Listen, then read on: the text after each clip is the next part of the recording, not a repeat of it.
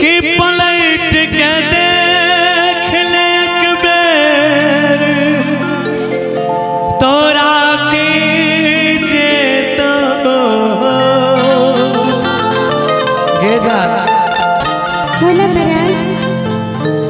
हम मिला ले नैन हमरा से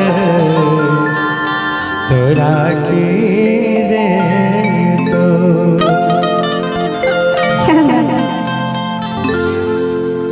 कि नैना करे मिला ले, कि नैना करे मिला ले रे झुलफे वाला राजा, नैना करे मिला ले। तो हम भी तो कहेंगे, क्या कहेंगे? कि है कि हमारा है कि हमारा है कि हमारा सा दिल लगाए गे जुल्फी वाली रानिया। आइए म्यूजिक के आइए म्यूजिक से। साथ 1 2 3 4 ताली हो जाए।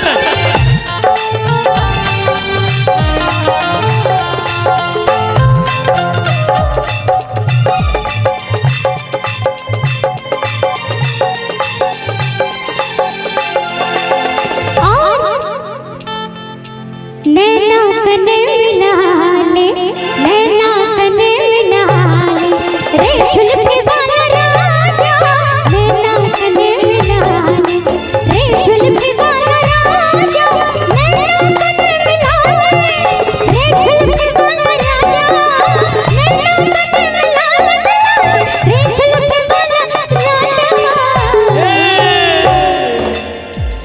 सुना ना। हे गे हमरा, हे रे हमरा, हे रे हमरा सा दिल लगा ले, हमरा सा दिल लगा ले रे झुलफे वाला राजा, हमरा सा दिल लगा ले रे झुलफे वाला राजा। नैना कने मिला ले के जुल्फी वाली ननिया,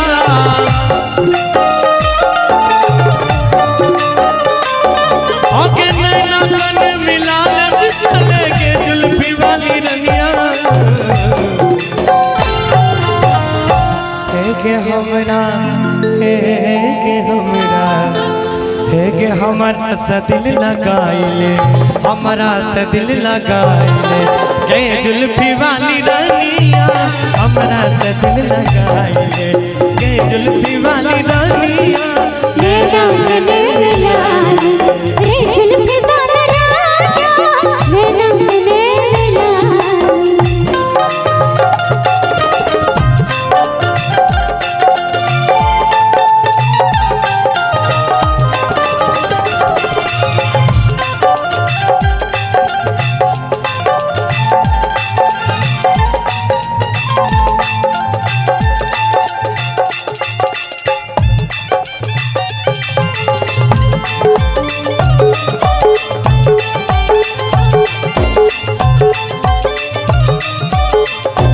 और कहेंगे क्या?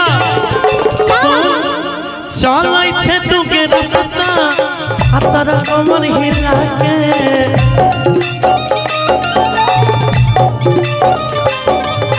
जाना करे छे तू हमरा देखा देखा के,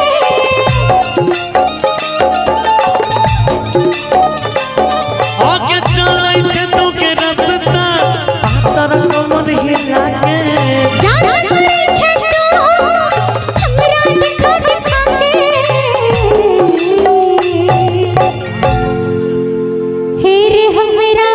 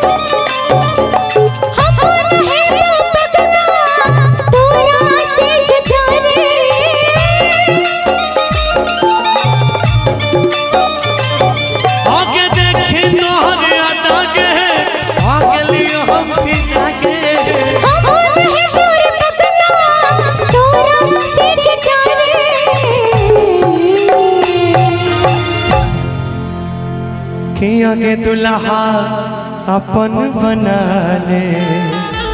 सुना बोल बना तो ले लिया आपकी से जिया संगे सजा ले। अच्छा हाँ आ बाबूजी के सुख दिला दे। गए जुल्फी वाली रानिया नैना कने मिला ले। गए जुल्फी वाली रानिया नैना कने मिला ले। रे झुलफी वाला राजा नैना कने मिला ले। रे झुलफी वाला राजा हे रे हमरा बना लिया अपना हमरा बना लिया अपना। बन जो तू हमर सजना नैना कने मिला ले।